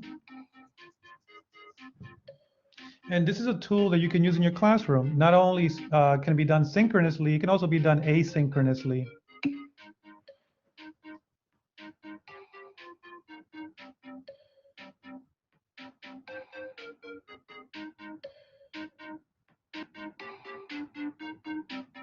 Okay. And if you have any trouble logging in, please let me know. Just go to kahoot.it. That's KAHOOT.IT on your browser, and then type in the number 9425754. Okay. Let's start. I think everybody okay? Everyone was able to get in? Okay. All right, here we go. We have 11 competitors. Here we go. The first question. Here we go. What are some ways that I can utilize the student preview feature? What are some ways that I can utilize the student preview feature in Blackboard? This is the evil eye that we talked about.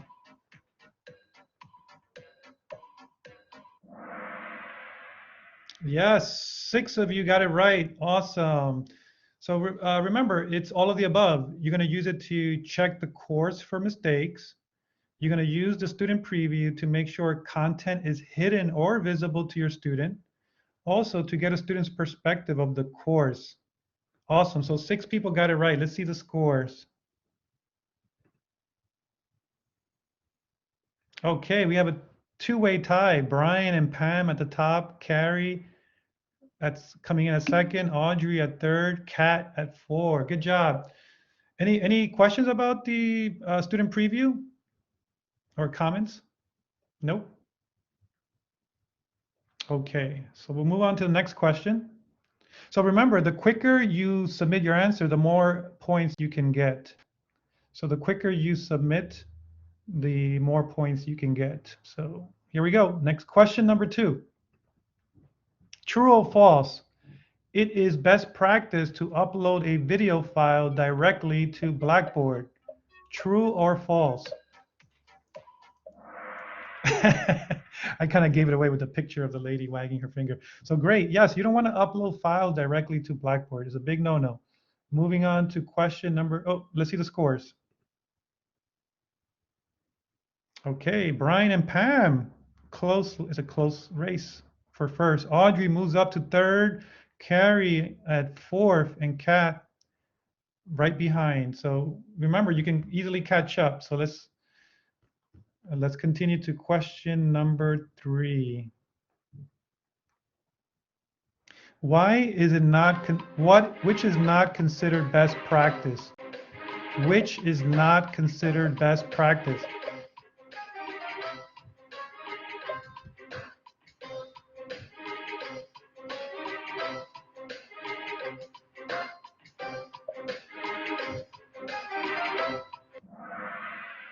Perfect, yes.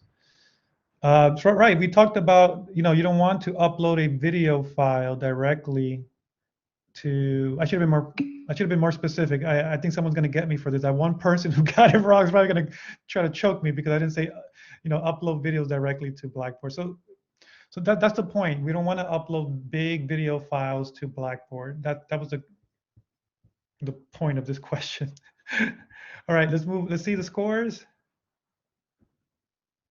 Brian's at top, Pam second, Carrie's on fire. Carrie has the highest answer streak.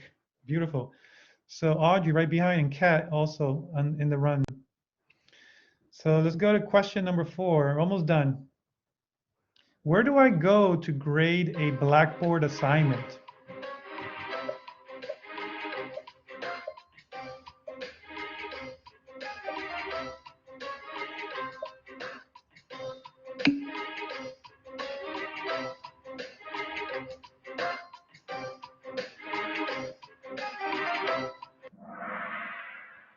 Awesome. This is a tricky question, right? So I got most of you. It's more like choose the best answer. These are one of those type of questions that students hate. So you have to go to needs grading. You can go into the full grade center, and you can definitely go into the into my grades, but you really want to go to needs grading. That's normally where you have to go to see all the assignments that haven't yet been graded. So the answer I was looking for was needs grading, but everyone got the idea. Full grade center. You can also go to the full grade center. It's more challenging to do it that way because you're doing it at an individual basis, whereas needs grading, you can grade one student and click on the arrow, move on to the next student, and then the next student, and the next student. Whereas full grade center, you have to come out and then go back in. Anyway, I'll give credit for those who argue with me on this one, but this was a tricky question. Okay, so Brian still at top, Pam second, Carrie moving into third, Audrey's at fourth, Sophia comes out of nowhere and now is taking the 5th place. We had three people with 5 combo breakers, so that's good. So let's move on to question number 5. Which of the following types of question types are not automatically graded by Blackboard? Which is not auto-graded by Blackboard? Yes, essays, right? The computer's not smart enough. If your students are writing a paper and a paper-based assignment, it cannot grade it for you. You have to go in there. But if you do multiple choice, if you do fill in, if you do a true and false, Blackboard will grade it for you. Keep that in mind when you are creating assessments. Okay. Let's see the score. Brian's on fire, streak of 5. And Carrie moves up to second. Lolita now comes into 3rd place. Pam at 4th and Audrey 5th. All right, great job, everyone. Let's move on to number 6. We're almost done. I think I need to quit while I'm ahead. True or false? I can attach a rubric to a Blackboard discussion. True or false?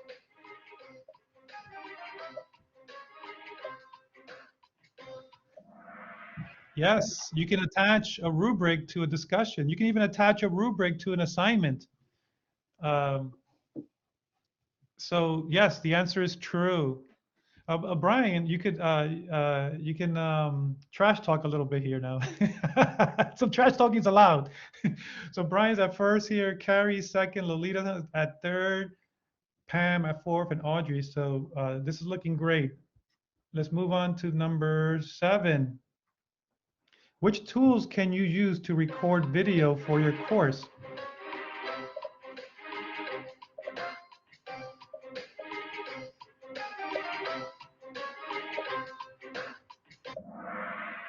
All of the above, yes. You can use VoiceThread. You can use Adobe Spark Video, or let me say Express. I gotta change to Express. Adobe Express. You can use Screencast-O-Matic. So the answer is all of the above. So good job, everyone. Moving on to number 8. Actually, let's see the scores real quick. Brian at the top, Carrie and Lolita's on fire. 3 in a row. Pam at 4th, Audrey at 5th. So remember, everybody wins. Number 8, we're moving on to number 8. True and false. It is best practice to have long lecture videos in your course. That was quick. I saw all the answers come in real quick on that one.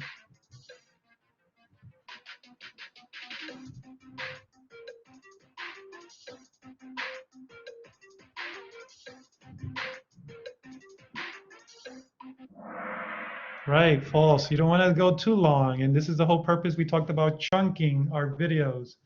Okay, let's see the scores. Okay, Brian, someone got to take down Brian. I don't know. Come on, Carrie, Lolita, Pam. Sophia in a row, three answer streak. All right, number 9, almost there. How do I add videos to Blackboard?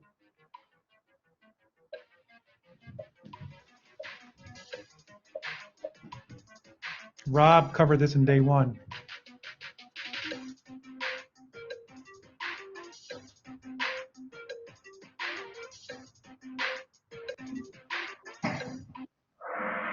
Okay, all of the above, right? You can add a web link to a video, you can embed the video, and you can also use the Blackboard mashup tool, which is it's the native tool in Blackboard.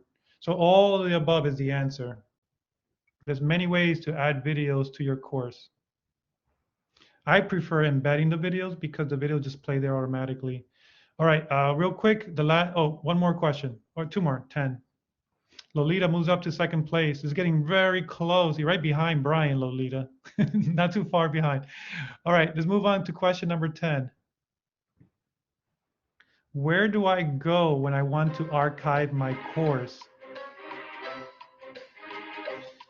Where do I go when I want to archive my course? This is a tough one.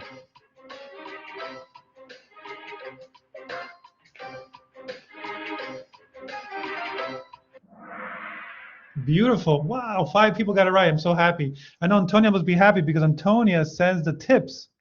And that's a most common tip that we send out is how to archive your course. Packages and utilities. Good job, everyone. All right, the last question. Oh, wait, let's see who's. Brian is at the top. Lolita's right behind. Sophia's right behind. Anne-Marie moves to 4th with a streak of 6, and Carrie. So last question. So there's still a lot of opportunity to catch up to Brian. Let's see what we got. Last question. Double the points.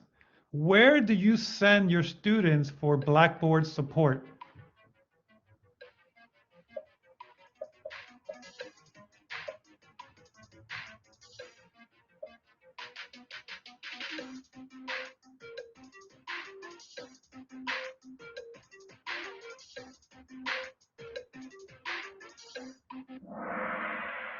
Oh, good job. 6 people. Open SUNY helped us. Beautiful. So, right. So the number is on the website. It's also on Blackboard. And the link is also on the on Blackboard for students to go and seek support. All right, let's see what we get. The podium. Let's see who. Number 3, Anne-Marie. 2nd place, Sophia. And number 1, Brian. Oh, that was a very close race at the end. Brian Wow. shouldn't be allowed to play. Well, wait a minute. I've never taught online before, so I'm a non-classroom faculty member. We should have made right I exclusion. wasn't able to lock on for the first question, so there, okay? I was expecting Brian to do some trash talking there, some brag. No, I don't really trash fun. talk. First of all, I wouldn't be very good at it. Second of all, I think I had an advantage because I was playing with my phone. And so it allowed for me to just quickly tap the right answer, So. Well, too modest, Brian, too modest. I don't think that was it. I was playing with my phone too, and he saw me plummet. I think, Brian, I think we all know where your office is, so we can find you easily if you trash talk. I'm going to leave.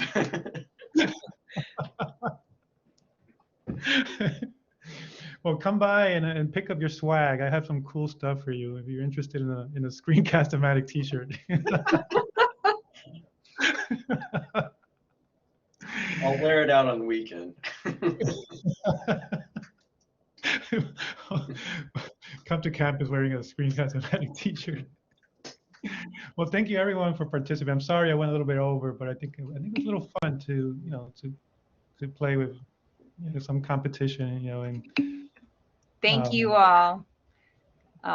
Thanks, Jose. That was really wonderful, the whole presentation. And thanks to Antonia for all her organization. So it was great to see you all. So You're such a strong group.